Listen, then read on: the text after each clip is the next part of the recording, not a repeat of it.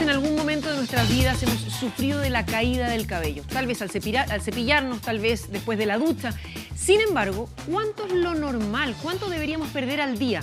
En El Especialista Responde de hoy, justamente es el tema que queremos tocar, la alopecia. Una transformación hormonal que afecta mayormente a los hombres, pero también a nosotras. Para eso nos acompaña la doctora Emilia Secpi, quien es dermatóloga de la Clínica Santa María y nos va a responder a las preguntas. Doctora, muchas gracias por acompañarnos. No, muy bien. Muchas gracias por invitarme. Empecemos por tratar de entender por qué se cae el pelo. ¿Cuál es el ciclo del pelo? Justamente el pelo, fundamentalmente del cuero cabelludo, tiene un ciclo.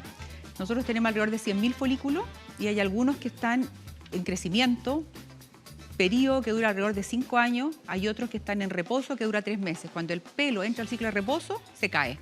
Veamos la gráfica, de hecho, que tenemos preparada justamente al respecto, señor director, en la que nos explica y nos va mostrando cuáles son los distintos ciclos. Mira, Carolina, ahí está la fase anágena, que es la fase de crecimiento, donde vemos un pelo que sale de la papila, la zona donde nace ese cabello. La fase catágena es una fase transicional, alrededor del 1% de los pelos están en esa fase, y la fase telógena, que dura alrededor de 3 meses, si ustedes ven, abajo, ¿verdad?, queda como aislada la zona donde crece.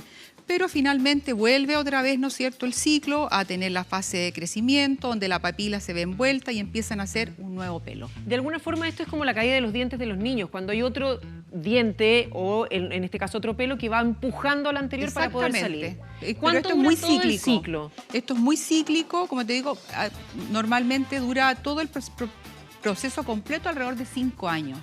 Ahora, están en forma asincrónica, por eso es que no se nos cae el pelo de una vez. Por supuesto. Ahora, de repente, por ejemplo, situaciones como posparto, en que hay una brusca caída en el parto de las hormonas, de los estrógenos, la progesterona, ¿verdad?, con la placenta, los pelos se sincronizan en una fase que se llama de telógeno.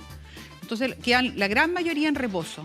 Y a los 3-4 meses, cuando la madre está dando pecho, ¿verdad?, la periodo de lactancia, se caen muchos pelos, que es muy estresante, pero es algo transitorio y se va a recuperar. Ahora, es una de las preguntas que nos hacían, de hecho, nuestros televidentes, ¿qué pasa cuando estoy embarazada? Pero, por ejemplo, Pablo Abarca Carrasco nos dice, cuando estaba en sexto básico, se me cayó un poco el pelo, tuve alopecia nerviosa. ¿Esto se puede repetir? Sí. Aun cuando no es lo habitual que aparezca en la etapa infantil, pero se da. Habitualmente aparece después de los 20 años y es muy relacionado con la parte psicológica. Es lo que denominamos una alopecia areata. Es decir, como verdaderamente áreas de monedas que se van cayendo. Exactamente. En cuero cabelludo, la gran mayoría revierte en forma espontánea, pero otras veces hay que ayudarlo con medicación, ya sea vía oral, con masajes, con inyecciones. En fin, va a depender caso a caso. Doctora, vamos a estar hablando respecto de los tratamientos, cuán eficaces son y para quién. Pero antes de eso le invito a ver qué son las dudas, las consultas que tiene la gente en la calle. Esto es La Calle Pregunta. Hola, soy Erika, mi marido tiene alopecia. ¿Es posible que los niños tengan alopecia también en el futuro? Es probable que su marido tenga la alopecia que es más frecuente en los hombres desde los 25, 30 hacia adelante, que es la alopecia androgenética. No necesariamente se da en todos los casos, pero es posible, digamos, que pudiese ocurrir porque tiene un factor genético, sobre todo en los varones, pero no es 100%. Hola, soy Max. Le quiero preguntar al doctor si es que la calvicie tiene alguna relación con algún desfase hormonal. Gracias. Sí, como su nombre lo indica, la obesidad androgenética tiene mucho que ver con la parte, ¿no es cierto?, de los andrógenos, en este caso la testosterona, la dihidrotestosterona, que es la que va llevando finalmente a la calvicie. Pero hoy en día hay muchos tratamientos donde se puede evitar esto y revertir un poco el proceso. Hola, mi nombre es Katiuska. Quiero hacer una consulta. Yo uso normalmente las 24 horas del día mi cabello tomado por mi trabajo y quiero consultar si esto me puede llevar a una alopecia. Efectivamente, existe lo que se llama las alopecias por tracción. Se da mucho en aquellos grupos de gente étnicos, como por ejemplo raza afroamericana, en región del Caribe, donde se usan estas trencitas que se le hacen a las niñitas. Y por supuesto también en los adultos, en que tú traccionas el cabello, sobre todo en la zona frontotemporal, por tanto, ojalá tratar de evitarlo. Hola, mi nombre es Paulina y quisiera saber cuánto es la pérdida normal de cabello al día. Muy buena pregunta. Es algo que uno siempre le preguntan y la gente muchas veces toma el tiempo de contarlo. Lo normal es alrededor de entre 50 a 150 pelos, pero en promedio uno en general dice que es normal 100 pelos diarios. Mi nombre es Alicia. He visto varios casos, pero en especial una amiga mía pasó por una crisis depresiva y sufrió de pérdida del cabello, pero era en patacones, no era en general como pierde la gente con la edad, sino que eran redondelas que se le han producido. Quisiera saber si eso se puede recuperar.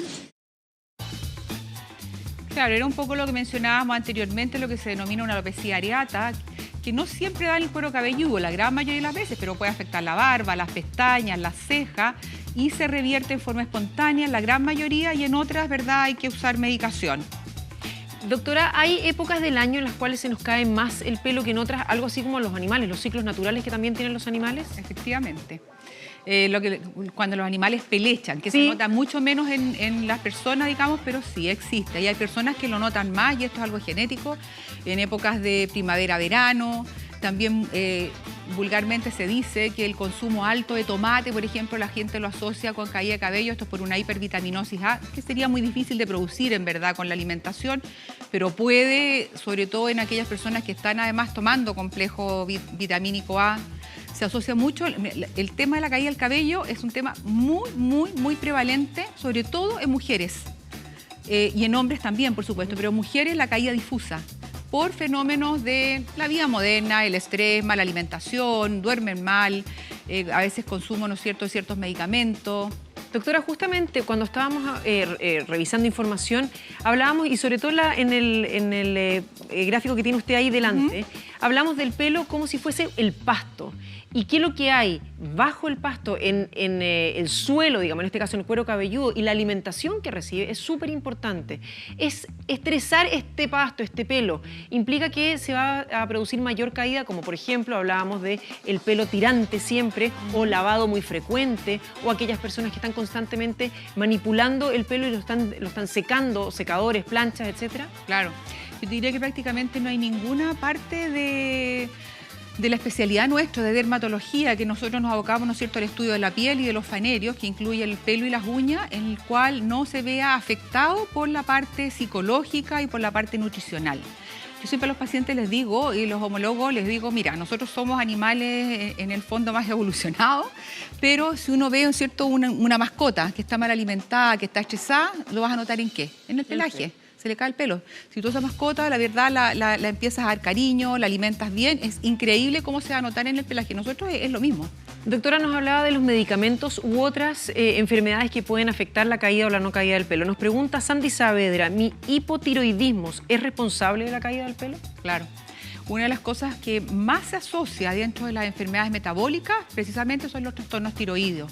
Y dentro de eso, hipo o hipertiroidismo, que muchas veces se inician con una caída de cabello. Hay otras enfermedades infecciosas, por ejemplo, enfermedades de transmisión sexual. Sífilis, por ejemplo, se puede iniciar con una caída de cabello. Cuadros como una insuficiencia renal, cuadros con trastornos hepáticos, un cuadro febril prolongado, por ejemplo. Una persona que ha estado más de 10-15 días con fiebre alta, se le cae el pelo. Doctora, usted nos hablaba de la progresión en la caída del cabello. Quiero ver una gráfica que tenemos preparada al respecto, porque no es igual en mujeres que en hombres. En este caso, los hombres generalmente hablan de las entradas, el factor genético al respecto, que viene de la línea de la madre, además, ¿no?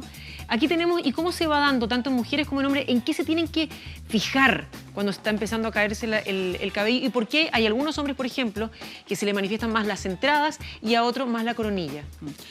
Una aclaración, no viene solo de la madre, viene de ambos padres. De hecho, está asociado al cromosoma Y, que es el cromosoma masculino, ¿ya?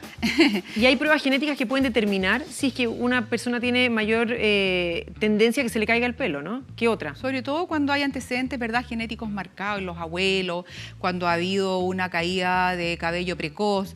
En este caso, ¿verdad?, son escalas que se usan, sobre todo orientado al cuadro de alopecia androgenética, que es una de las más frecuentes en los hombres. Y en estos casos, el tratamiento, ¿qué es lo mejor? ¿Shampoo? ¿Sirven de verdad los shampoos? ¿El injerto de pelo es lo que ha dado mejor resultado? Depende. Yo creo que en verdad hoy existen muchos tratamientos vía oral, ¿verdad?, que son medicamentos que están orientados a inhibir un paso enzimático, que es el que provoca la caída de cabello, que es el finasteride. Pero ahí no se recupera el pelo, solamente se frena la caída. No, se recupera, y se asocia con es el gold standard en este momento, el uso de un medicamento, el finasteride, con una loción antialopécica que es el minoxidil, ¿no es cierto? Una concentración determinada durante un tiempo determinado, prolongado. Y podemos no solo detener la caída, sino que hay crecimiento de cabello. Generar más Exacto. Lo ideal es tratarlo de forma precoz. Aquellos individuos, como el que vemos en la gráfica, por ejemplo, que ya no tiene cabello, es muy difícil porque no tienes la fábrica de pelo, no tienes el folículo piloso. Por eso es importante consultar en forma precoz. Doctora, muchísimas gracias por toda la información, por responder a nuestras consultas. Que esté muy bien. Buenas tardes. Gracias a usted.